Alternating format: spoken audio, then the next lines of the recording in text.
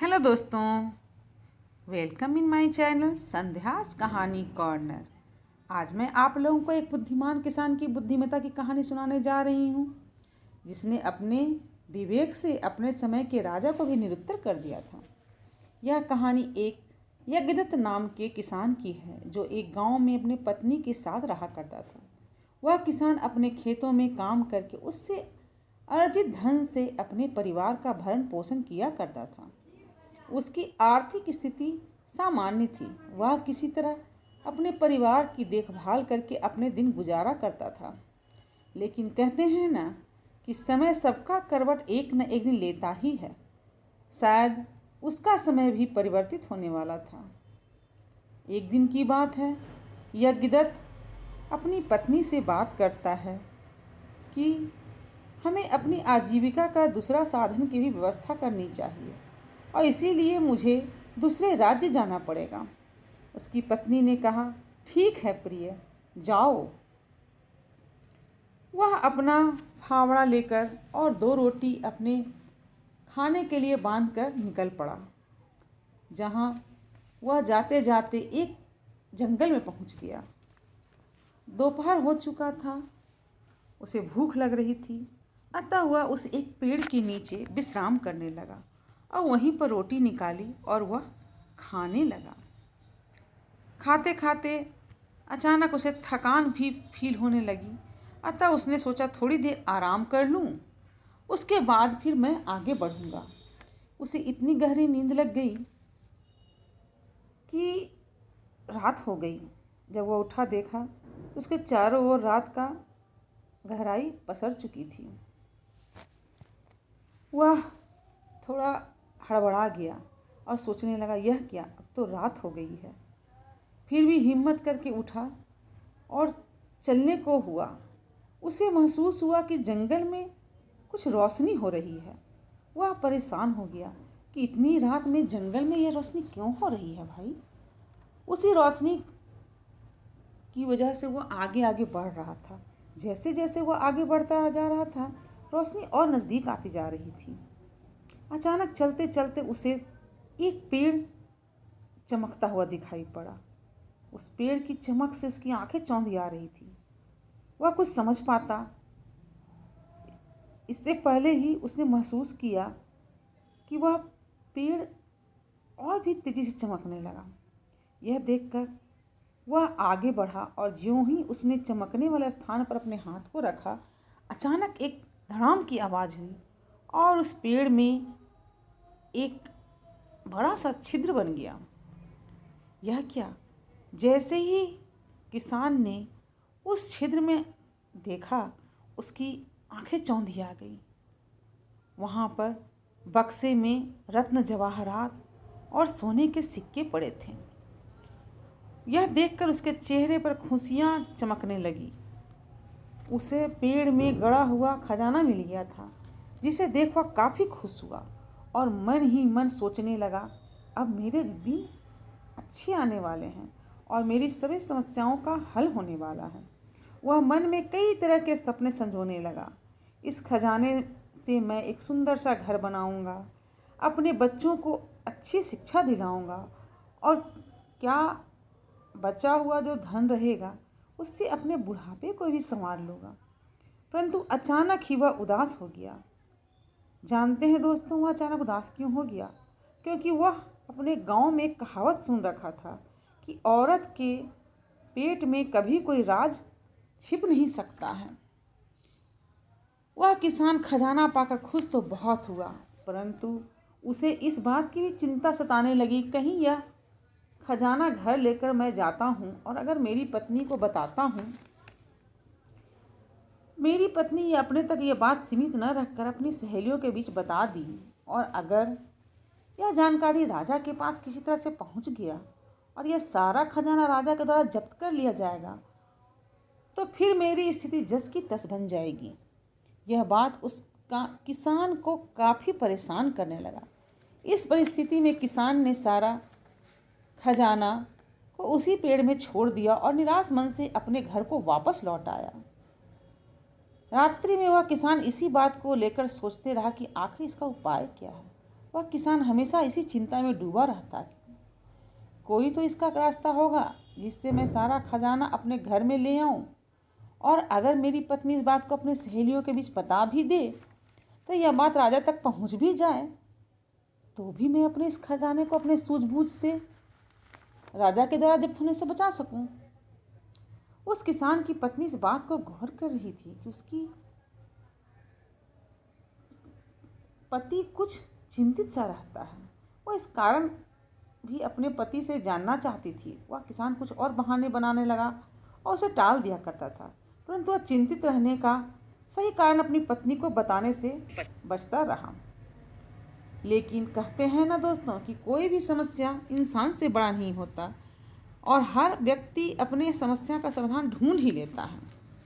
आखिर उस किसान ने जिस दिन उसे खजाना लाने के लिए जाना था उससे एक दिन पहले उसने उस रास्ते में बहुत सारी ऐसी चीज़ों को किया, जैसे जलेबियों को पेड़ पर टांग दिया और मिठाइयों को पेड़ पर टांग दिया और उस बागीचे में तरह तरह की जलेबियों को टांग दिया और कुछ थोड़ी दूर पर जाकर मछलियों को रास्ते में बालू पर डाल दिया, जिससे ऐसा लगे कि मछलियाँ रेत में तैर रही हैं।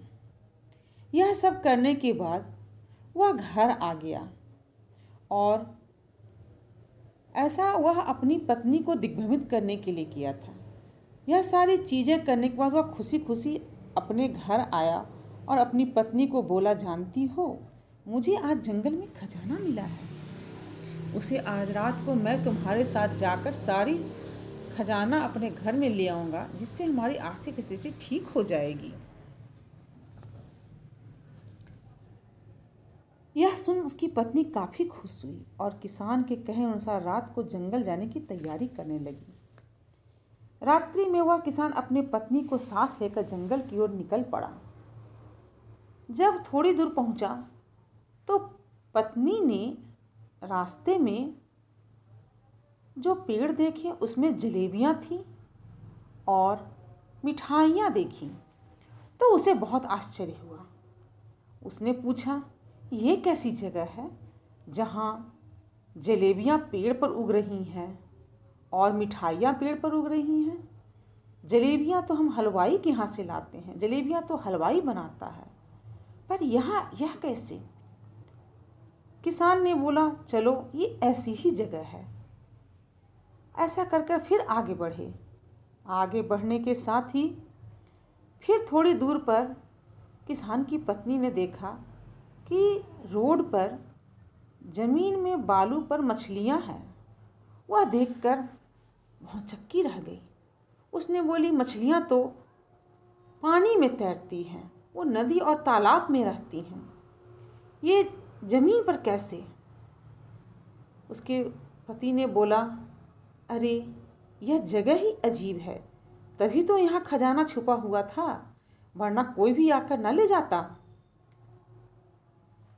खैर इसी तरह से दोनों आगे बढ़ते गए और पेड़ के पास जाकर पेड़ से उस खजाने को निकाल लिया और दोनों उसी रात घर लौट आए। अब वह घर में सेठानियों की तरह रहने लगी और बहुत खुश रहती थी। जब उसकी बातचीत उसकी सहेलियों से होती थी तो बहुत गर्वित रहती थी। सहेलियां उनसे पूछती, बताओ यह धन तुम्हें कैसे मिला? पहले तो वह टालती रही, पर बातों ही बातों में उसने सारी बात अपनी सहेलियों को बता दी और कुछ मुद्राएं देकर उनकी मदद भी की। धीरे धीरे यह बात राजा के कानों में पड़ी, क्योंकि पड़ोसियों ने इस बात को धीरे धीरे राजा के कानों में पहुंचा दिया। राजा ने यज्ञदत्त को बुलावा भेजा और पूछा, बताओ यज्ञदत्त, क्या बात है? यह खजाना तुम्हें कहाँ से मिला? और अगर कहीं गड़ा हुआ धन मिला था तो तुम्हें इसे राजकोष में जमा करवाना चाहिए था। यज्ञदत्त बेचारा डरा हुआ बोला, नहीं प्रभु, यह मेरे मेहनत की कमाई है। मैं दूर देश गया था, जहाँ से अपने परिश्रम और मेहनत से मैंने इस धन को कमाया और यहाँ लाया। तो राजा ने कहा, तुम्हारी पत्नी को बुलाया जाए, उससे ही पूछते हैं कि तुमने ये धन कहाँ से लाया है। यज्ञदत्त की पत्नी को बुलाया गया। पत्नी आई। राजा ने उससे पूछा, बताओ तुम्हारे पति ने यह धन कहाँ से लाया। वह पहले तो बहुत ठिठकी, भयभीत हुई, पर जब राजा ने के बार बार कहने पर वह बोलने लगी कि महाराज, यह हमें एक पेड़ के तने से प्राप्त हुआ है। सारे दरबारी आश्चर्य से देखने लगे। पेड़ से? वह कैसे? उसने बताया, सरकार, हम जिस रास्ते से गए थे उस रास्ते में, उस बागीचे में जलेबियां और मिठाइयाँ फला करती थी। चारों ओर ढेर सारे फलों के पौधे थे और उसमें मिठाइयाँ भी भर रही थी और जलेबियां भी फल रही थी। और जब थोड़ी दूर पर मैं गई तो रेत पर मछलियाँ तैर रही थी। यह सुनकर राजा आश्चर्यचकित हो गया। बोला, यह कैसे हो सकता है? ऐसी कौन सी जगह है जहाँ पेड़ पर मिठाइयाँ और जलेबियाँ फलती हों और ज़मीन में मछलियाँ तैरती हों? पर वो बोली, नहीं महाराज, सच में ऐसा ही था। ऐसे ही जगह से हम और मेरे पति सारे को निकाल कर लाए थे। तभी किसान यज्ञदत्त बोला, महाराज, मेरी पत्नी मूढ़ है। वह रात्रि स्वप्न में तरह तरह की बातें देखती है और दिन में वह बोलती है। मैं इसकी इन हरकतों से बहुत परेशान हूँ। यह सपने में जो भी कहानी बना लेती है उसे यह सच समझती है और फिर वही मेरे पड़ोसियों को और अपनी सहेलियों को बताती फिरती है। महाराज ने उसकी पत्नी से बोला कि चलो हमें वो जगह दिखाओ जहाँ से तुमने खजाना प्राप्त किया, और अपने सैनिकों को हुक्म दिया कि इनके साथ जाओ और उस खजाने को ढूंढ कर लाओ। सैनिक यज्ञदत्त की पत्नी को लेकर जंगल में गए, परंतु यह क्या, ऐसा तो कुछ था ही नहीं। यज्ञदत्त की पत्नी परेशान हो उठी। वह चारों ओर देखने लगी कि शायद वो मिठाइयों वाला पेड़ नज़र आ जाए, शायद वो मछलियाँ नज़र आ जाए, लेकिन ऐसा कुछ भी नहीं हुआ क्योंकि यज्ञदत्त ने पहले ही वहाँ से सारी चीज़ें हटा दी थी। अंततः किसान की पत्नी ने राजा से क्षमा मांगी। यज्ञदत्त ने भी क्षमा मांगी। महाराज, मेरी पत्नी को माफ़ कर दें, वह सीधी साधी है। ना तो वहाँ पर कोई जंगल था जिसमें जलेबियों के पेड़ थे, मिठाइयों के पेड़ थे, और न ही कोई रोड था जिस पर बालू में मछलियाँ चल रही थीं। महाराज, कृपया हमें माफ़ कर दें। यह कहकर ब्रह्मदत्त ने राजा से माफ़ी मांग ली। राजा ने बोला, चलो अच्छा है, तुम्हारी पत्नी का ध्यान रखो और अपने घर को लौट जाओ।